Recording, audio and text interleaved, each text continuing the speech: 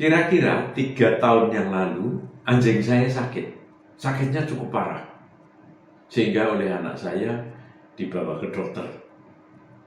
Sudah tidak mau makan, tidak mau minum.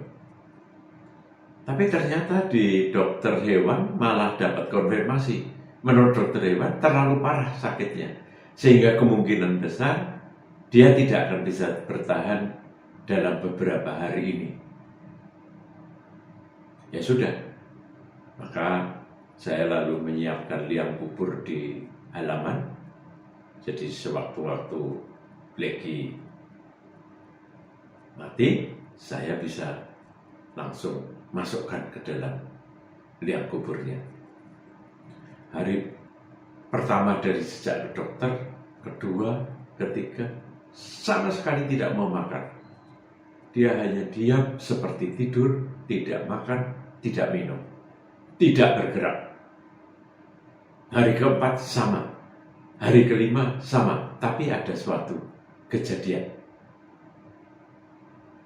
Blacky tiba-tiba bangun pada hari kelima dengan sempoyongan, mencari minum sebentar, kemudian balik lagi. Tapi karena anak saya melihat, segera diambilkan makanan. Dia mau makan sedikit, tapi terus balik lagi. Tidur, mata dipejamkan, dan diam. Saya pikir ini makanan terakhir. Jadi kemungkinan, karena itu sore hari, kemungkinan besok pagi dia sudah tidak hidup lagi. Maka pagi hari saya jadi kaget sekali ketika membuka pintu. Blacky sudah di depan pintu sambil ekornya mengibas-ibas dan dia tampak segar. Dan akhirnya diberi makan, dan sampai sekarang 3 tahun sudah berlalu, Blacky masih sehat, segar, tambah tua. Kejadian ini membuat saya jadi berpikir panjang. Karena mitos yang ada, kalau sakit itu ya makan. Kalau sakit tidak makan, ya pasti akan jadi tambah sakit. Begitu almarhum ibu saya dulu selalu mengingatkan, kalau sakit makan yang banyak biar cepat sembuh. Tapi ternyata kejadian Blacky ini, dia sakit malah berpuasa. Berpuasanya 5 hari, 5 malam, tanpa makan, tanpa minum, tidak bergerak sama sekali. Maka saya lalu tertarik untuk lebih mendalami mengenai puasa ini. Nah, video-video yang berikut saya sertakan di channel ini adalah video-video yang mengupas mengenai puasa, bagaimana cara berpuasa, bagaimana supaya Anda bisa berpuasa dengan sehat. Saya sendiri, tadinya perut saya buncit, sekarang perut saya tidak lagi buncit. Sehari biasanya saya hanya makan 1 kali.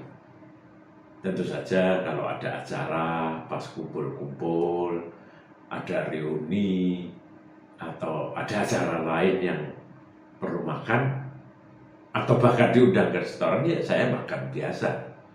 Tetapi esok harinya saya bayar hutang saya makan tadi dengan berpuasa lebih panjang. Ternyata di era sekarang ini makanan terlalu berlimpah, sehingga kita semua jadi cenderung terlalu banyak makan dibandingkan dengan kebutuhan tubuh untuk makan. Disitulah saya lalu menjadi fanatik dan ingin menyebarluaskan bahwa puasa itu perlu untuk kesehatan Anda, dan puasa itu baik untuk pikiran Anda. Puasa itu juga mencegah para lansia untuk jadi Alzheimer. Puasa itu juga baik untuk kesehatan jantung Anda, bisa merubah diabetes tipe 2 menjadi berbalik, tidak perlu minum obat.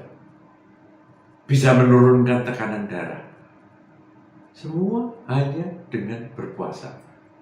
Tetapi memang puasa itu, kalau tidak tahu caranya, menjadi sukar.